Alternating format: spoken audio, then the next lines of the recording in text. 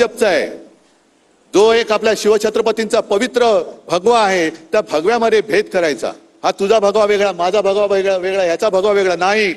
आमचा भगवा एकच, छत्रपती शिवाजी महाराज हिंदू आमच्या हातात दिले हिंदुत्वाचा पवित्र भगवा, तोच आमचा भगवा आहे. तीच आमची ओळख आहे. मशाल आमच्या मनात आहे, मशाल निवडणूक चिन्ह आहे, पण भगवा ही आमची ओळख आहे. भगवा ही आमची ओळख आहे. आणि आम्ही हिंदू कसे आहोत? आम्ही मराठी पण आहोत. महाराष्ट्रामध्ये आम्ही मराठी आहोत आणि देशामध्ये आम्ही हिंदू आहोत. हे माझं वाक्य नाही, शिवसेना प्रमुखांचं वाक्य आहे. त्याच्यामुळे आपलं जे एक कर्तव्य आहे, हिंदुत्व जपणारा आपला महाराष्ट्र धर्म आहे. जो हिंदुत्व जोपासतो तो महाराष्ट्र धर्म आहे. आम्ही जय श्रीराम जरूर बोलतोय, जरूर बोलू, पण जय श्रीराम बोलताना तुम्हाला सुद्धा जय शिवराय, जय भवानी, जय शिवाजी बोलावंच लागेल. जय हिंद, जय महाराष्ट्र बोलावंच लागेल. तुमची वेडी वाकडी संस्कृती आमच्यावरती आम्ही लादू देणार नाही, अजिबात देणार नाही. जसं आम्ही, अरे तुम्ही आम्हाला रामाचं कौतुक काय सांगताय? जय जय रघुवीर समर्थ सांगणार आमच्या रामदास स्वामींनी कधीच ते आम्हाला शिकून गेलेले आहे. हे तुम्ही आत्ता दिवटे उपटलेला आहात, आत्ता तुम्हाला प्रभू रामचंद्र दिसायला लागलेले आहे.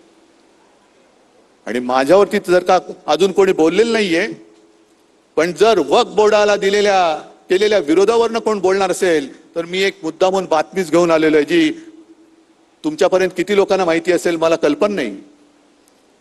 तुम्हाला माहिती आहे वक्फ बोर्डाला कोणी कोणी पाठिंबा दिला, वक्फ बोर्डाच्या विधेयकाला, आणि कोणी विरोध केला माहिती आहे?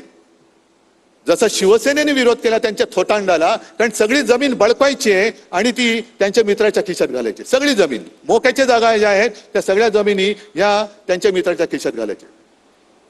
मुंबई अर्धी घातलीच आहे अदानीच्या खिशात.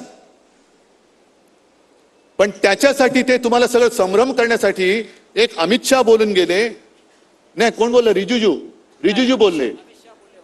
नाही, रिजिजू बोलले की जर का मोदी नसते तर संसदेची जागा सुद्धा वक्फ बोर्डाने मागितली होती.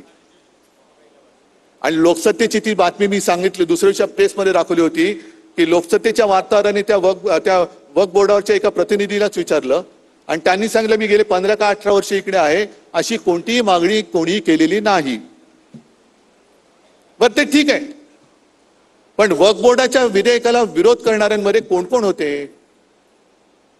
शिवसेना होतीच, कारण आम्ही करतो ते पाठीमागणं नाही वार करत, जे करायचं ते उघड करतो आणि आमच्या मनात कधी पाप नसतं. आणि आमचं हिंदुत्व एवढं तकलादू नाहीये की एखादी गोष्ट केली किंवा केली नाही म्हणून आम्ही लगेच भ्रष्ट झालो. हे असं होताना आम्हाला कधी शिकवलेलं नाहीये. जे पूर्वी काय होतं ना,